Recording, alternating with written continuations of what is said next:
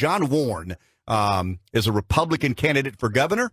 There were 5 Republican candidates for governor. Was it 4? 1, 2, 3, 4. There were 5. And now there's only 2 left standing.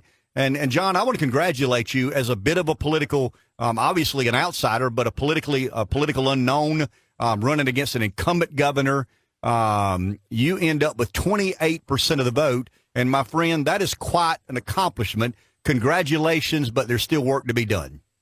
Thanks, Ken. Yeah, there's definitely work to be done. But I think the important thing is that 58% of South Carolinians, they said we don't want Governor McMaster as our leader in the state. And you saw yesterday the unification of the conservative movement in South Carolina with the endorsements of Kevin Bryant and Catherine Templeton, and we're excited for the runoff. John, when I ran for office, one of the unusualities was other people saying mean things about me, and then me sitting down with them trying to reason and rationalize why I thought I was the best candidate. Larry Richter, Eleanor Kitzman endorsed me after my race as lieutenant governor. But I can remember the awkwardness of the last few days of the campaign. We're going at it. We're saying things that I don't say you regret, but you wish you didn't have to say, and you wish they weren't saying things about you that they did. How were you able to pull off getting the endorsement of Kevin Bryant and Catherine Templeton? Because I think that's a feather in your cap, and I really believe that's a solid accomplishment.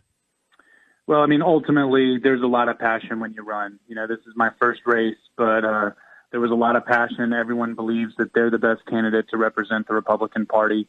But when you look at Catherine Templeton, when you look at Kevin Bryant, you know, ultimately they have a passion for their state and they want true conservative reforms.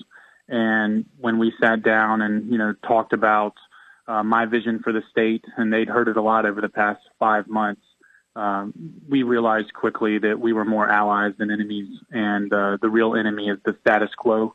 And that's why it was very easy to come together, unite, and get behind our campaign. John, we've got one debate. We've got a week and several days. What is the strategy moving forward? You've impressed me with the way you stayed on message. We kind of handicapped the race Wednesday morning. The one thing I think you've done amazingly well is be very consistent in what you believe, what you think, what your priorities are. Conservative, outsider, businessman, Marine. Is that the same strategy? Has worked thus far, or do you deviate that now that it's a 2-person race? Well, I mean, I think we need to continue to get my biography, my record of accomplishment, and my vision for South Carolina out there. I mean, there's still surprisingly a lot of voters that do not know who I am.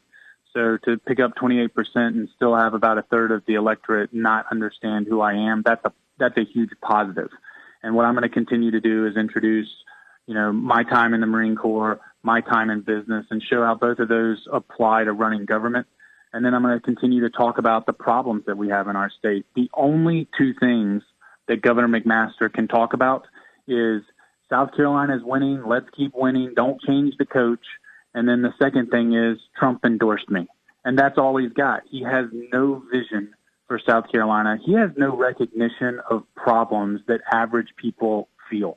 You know, we've still lost $4 billion in taxpayer dollars at Santee Cooper. We're still 50th in education. We're still overtaxed. We still don't have a roads and bridges plan.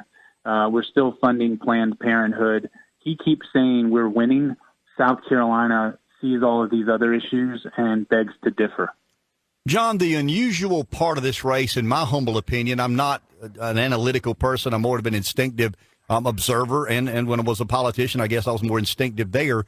But I find this very interesting and unusual. Trump endorses Henry, but you're the outsider. Explain the dichotomy or dynamic there of, you know, the Trump phenomenon. I mean, to me, you are kind of sort of the embodiment of the Trump phenomenon, an outsider, a business guy, somebody who has never sought elected office, but you're running against a guy who has Trump in his corner.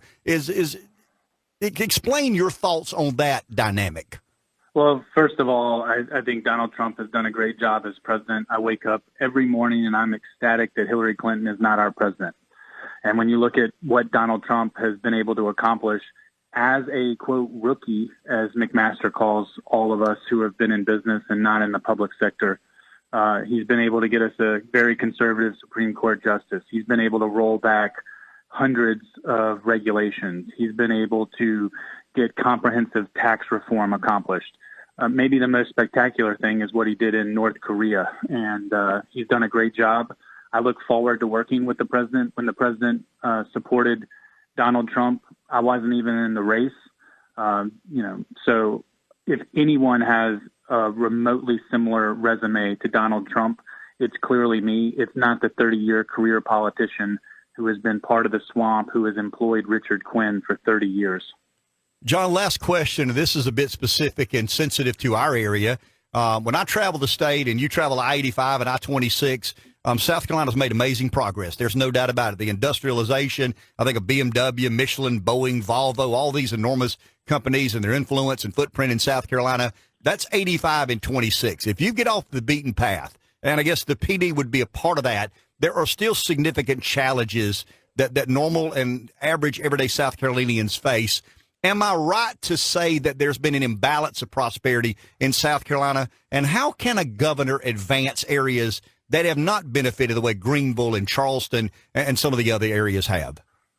Well, I mean, one of the great things about being on the campaign trail is you really get to know different areas that you might otherwise not spend a lot of time in. And during the campaign, I spent a lot of time in Florence.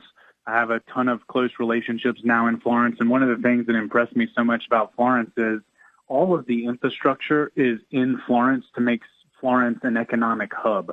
You have 95 and 20, you have a rail system, you have a tech school, you have a good university, and the opportunities are there. We've got to have a governor that wants to spread the wealth around, and I'm running for governor to be governor of all of South Carolina. It's not pitting regions against one another, and I think being able to recruit businesses in Florence is one way to help Florence. The other way is to have comprehensive tax reform so that the small businesses in Florence can flourish. Because one of the things that I think we oftentimes overlook as a state is the power of the small businesses in our state. 60 to 80% of the jobs in South Carolina are small business jobs, and they need to have the same advantages that all the large corporations get in terms of tax incentives and things like that. So I think a Warren administration would be very good for Florence. John, this would be kind of a tee-up for you. I mean, obviously, you were the first choice of 28% of the voters. Catherine Templeton and Kevin Bryant have endorsed you. That doesn't mean the voters automatically, transition from being their supporters to your supporters. I want to get out of the way and kind of give you a couple of minutes to talk to the people who didn't vote for John Warren in the primary. You've got to figure out a way to get those people on board from now to the finish line. Kind of your message to people who didn't vote for John Warren the first time. Why do you deserve their consideration this time? Well, I mean, I would just ask the voters to take a great look at my background, my record of accomplishment in the private sector, in leading a lot of combat missions for my country and fighting for my flag, in growing a business from scratch. I know how the economy works. And ultimately, I'm going down there to serve the people of South Carolina. And if you voted for Catherine Templeton or Kevin Bryant, you clearly wanted change. You wanted reforms. And I think Catherine and Kevin and I share a very similar vision for the state and a very similar message. So I would ask them to unite behind me and really get in line with the conservative movement that's occurring. And then with Governor McMaster supporters, Governor McMaster, I'm sure he's a nice guy, but ultimately I would just ask his voters, if you really want to look at this race, just ask yourself, who do you want in charge of your children's education? Who do you want in charge of economic development? Who do you want in charge of managing your money? And I think if you give me a fair shake, you will see there's a clear distinction between my record of accomplishment, my skill set, and Governor McMaster's. John, appreciate your time, my friend. Good luck to you in the future. Thanks for having me on.